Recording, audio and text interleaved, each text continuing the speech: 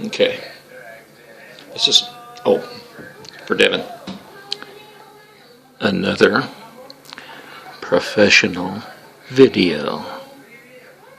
The ski trip. Yes, this is Kansas. You know something?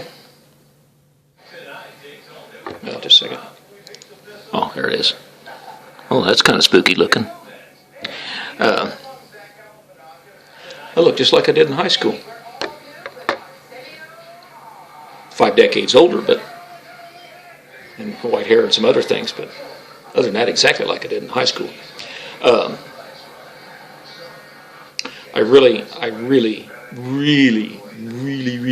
hope I can get this in the first take, because after 30, 35 times of doing this, you start to feel a little touched.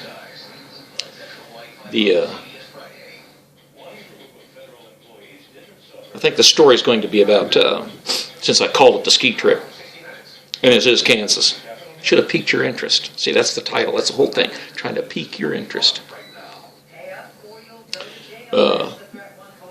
This would have been back when I was in high school, and Pat and I were going to go out hunting. It's been in the wintertime. Winter is coming on. And had a real wet snow, real nice snow. I remember nice snows growing up.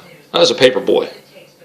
And I remember a lot of snows because I had to carry papers in the snow. I remember carrying papers in the blizzard. I mean, blizzard.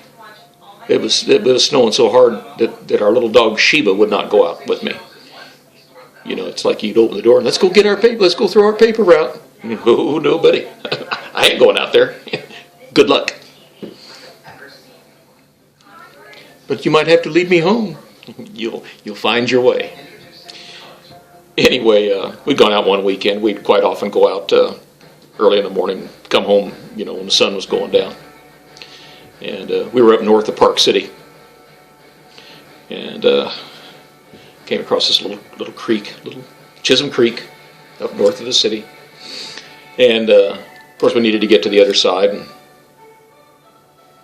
of course, this would be Pat, my older brother.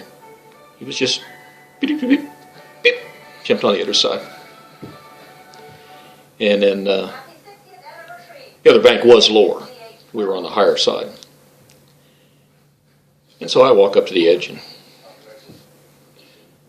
I get down. Look at it. And I start, and no, can't quite, no, something's not quite right. Can't quite do this. At this point, Pat's on the other side. He takes his rifle and leans it up against a tree. There's a stump there. He sits down and, just settling in for the show. Because there are a lot of things to consider in my mind at this point. I'm gauging distances. I've got to figure wind velocity, humidity, viscosity, Coriolis effect, Earth rotating on its axis, curvature of the Earth,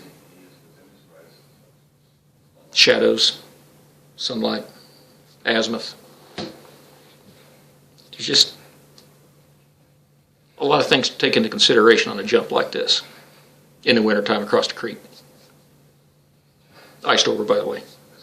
Not bad. Was iced over. I'm figuring mass, amount of distance, creek.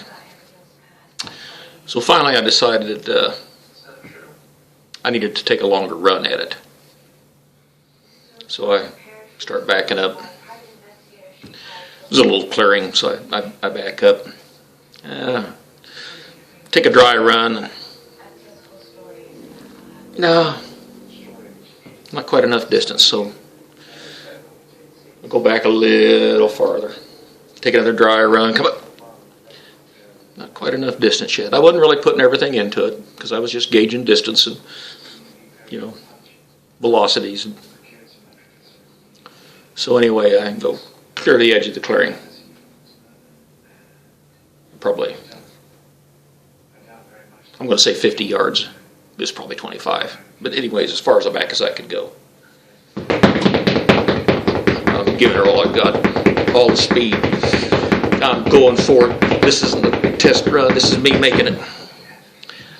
I get about 15 feet from the edge and I decide, no, not quite right yet.